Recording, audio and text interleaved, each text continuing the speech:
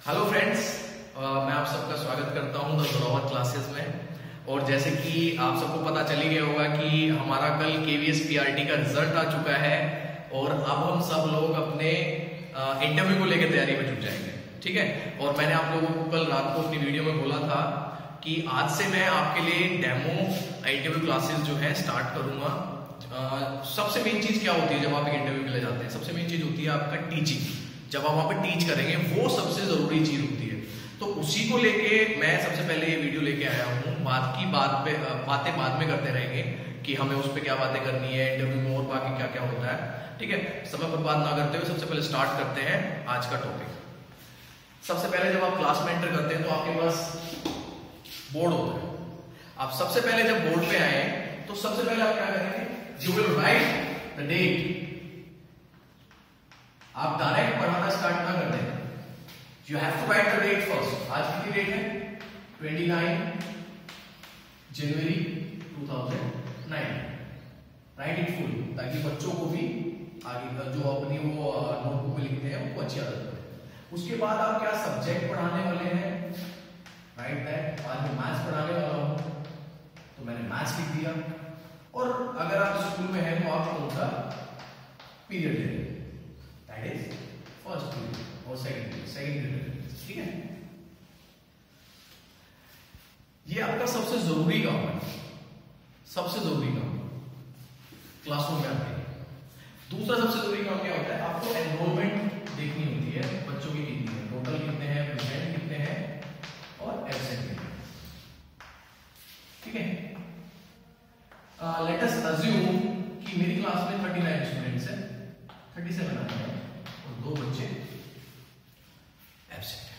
तो ये मेरा काम हो गया है ब्लैक बोर्ड का, जो मैं अपने चैप्टर को स्टार्ट करने से पहले मुझे इतना तो तैयार करना है ताकि अगर कोई बाहर से भी आए तो ही नो कि बच्चे इतने हैं, आज डेट ये है, मैथ्स क्लास होगी है, पीरियड से। ठीक है, इतना काम आपको जाते ही करना है। अगर वहां पे इंटरव्यू में जब आपको बोलेंगे पढ़ाने के लिए तो आप सबसे पहले एक दोनों काम करें। वहां पे अगर 5 लोग हैं तो आप लिख सकते हैं 5, प्रेजेंट 5 है और एब्सेंट 0। उन्हीं लोगों को अगर वो कहते हैं कि लेट अस अज्यूम कि वी आर द स्टूडेंट्स, अगर वो ये चीज बोलते हैं, ठीक है, उसके बाद आप टीचिंग स्टार्ट करेंगे। मैं आपको सजेस्ट करूंगा टीचिंग आप हमेशा एक कहानी से स्टार्ट करें। चाहे आप किसी भी सब्जेक्ट की बात कर रहे हैं, हिंदी, इंग्लिश, मैथ, साइंस, 4 चीजें होती है हमारे पास। साइंस को इंग्लिश बोलते हैं पीआरटी में। आप किससे स्टार्ट करें?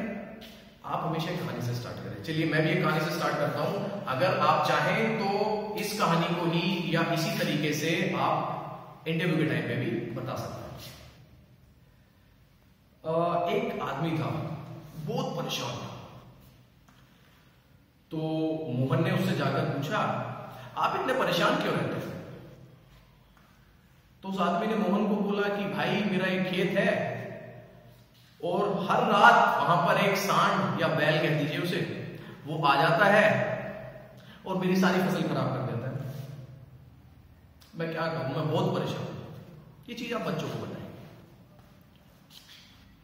उसके बाद मोहन उस आदमी से कहता है, अरे चाचा आप एक काम करें ना, आप एक काम क्यों नहीं करते कि जो आपका खेत है उसके चारों तरफ फेंसिंग कर दीजिए ना। तो चाचा बोलता है, फेंसिंग क्या चीज होती है भाई? तो मोहन उसको समझाता है कि आप उसके चारों तरफ एक तार लगा दीजिए नुकीला, ताकि जो सांड है या बैल है वो अंदर ना पाए। चाचा को ये जो आइडिया है, उसका ये सुझाव है, बड़ा अच्छा लगता है। तो चाचा कहता है ठीक है मैं यही करूंगा। लेकिन तुरंत चाचा जो है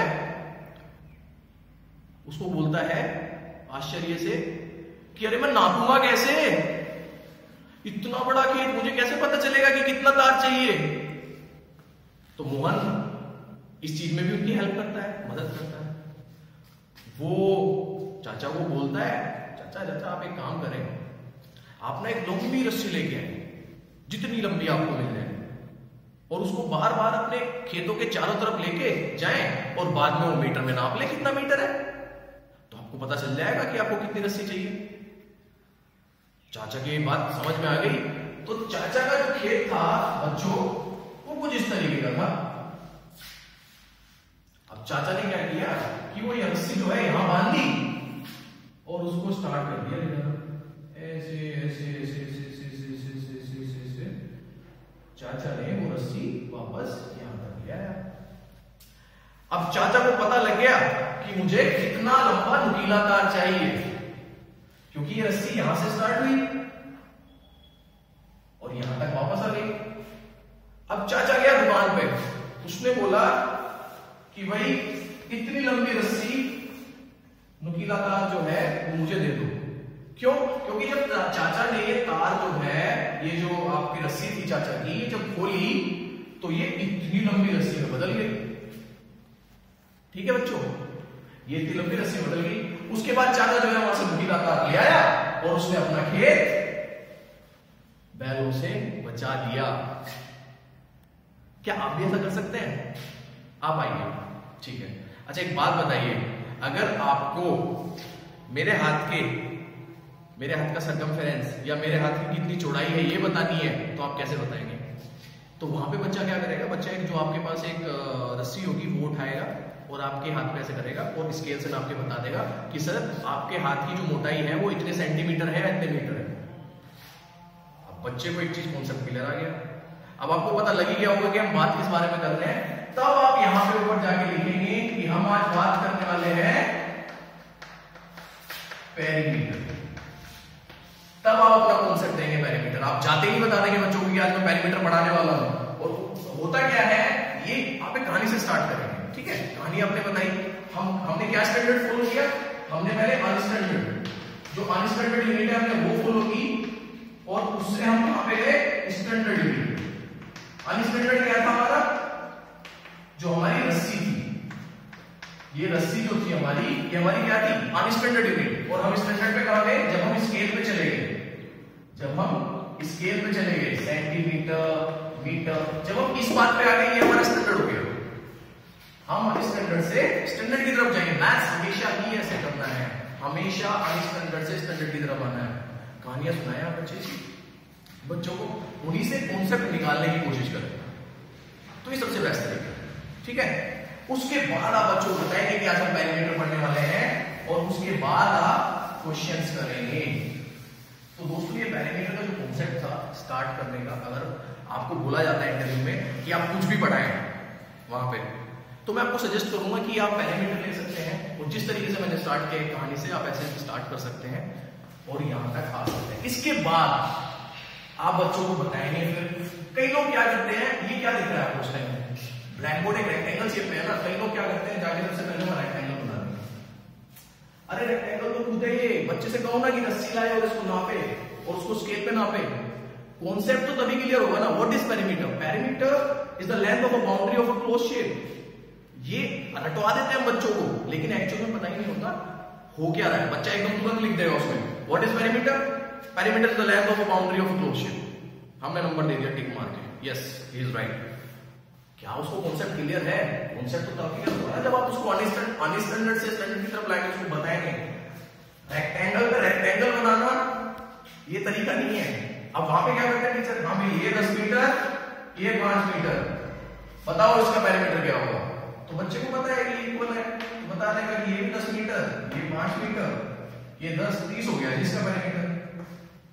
इसमें कॉन्सेप्ट क्लियर हुआ, बच्चे ने फॉर्मूला रट लिया, सब रट लिया, कॉन्सेप्ट क्लियर हुआ। What is perimeter? पेरीमीटर होता क्या एक्चुअल में? तो जो कहानी मैंने बताई थी उस कहानी को सुनाए, उससे समझाए कि जब हम कहीं से भी स्टार्ट करते हैं तो लेंथ, किसी भी बाउंड्री की लेंथ जो होती है क्लोज शेप की जो लेंथ होती है किसी भी चीज की, जब हम वापस वहां पे आ जाते हैं तो हमारा पेरीमीटर कहलाता है। ठीक है, आई होप ये चीज आपको समझ आई होगी। नेक्स्ट टॉपिक भी हम लेंगे मैथ्स का ही ऐसे किसी अलग उस पे।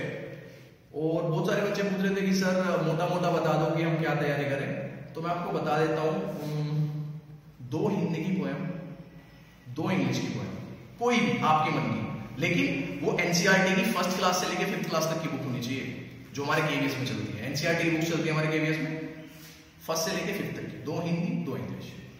मैथ्स के 5 कॉन्सेप्ट, कोई भी एक कॉन्सेप्ट मैंने आज आपको करा दिया है पेरीमीटर, कोई भी 5 कॉन्सेप्ट हम कर लेंगे अपनी वीडियो में। उसके बाद ईवीएस की बात करते हैं जो लास्ट सब्जेक्ट है हमारा। 3rd क्लास से कोई भी एक चैप्टर, 4th क्लास से कोई भी एक चैप्टर, 5th क्लास से कोई भी एक चैप्टर, दैट इज सफिशिएंट। इससे ज्यादा नहीं, ग्रामर इंग्लिश की, हिंदी की वो आपको आती है क्योंकि आप उसको पास करके ही आए हैं, ठीक है, वो आप पढ़ा देंगे, संज्ञा वगैरह आप बहुत अच्छे से पढ़ा देंगे। लेकिन हम बात कर रहे हैं कि अगर वो आपसे पूछते हैं कि सेकंड क्लास की पोएम सुनाओ, या बच्चा सेकंड या फर्स्ट क्लास में पोएम बताओ, वो एक उसको पढ़ानी है, तो 2 हिंदी की पोएम 2 इंग्लिश की पोएम कर लीजिए आप यार, बहुत हो जाएगा, ठीक है। अगर आपको मेरी ये वीडियो आज पसंद आई है, इसको सब्सक्राइब करें, शेयर करें, लाइक करें, ताकि नेक्स्ट वीडियो जो मैं कर लाऊंगा आपके लिए डेमो क्लास की, वो आप तक जल्दी से जल्दी पहुंच जाए, ठीक है दोस्तों। Thank you very much.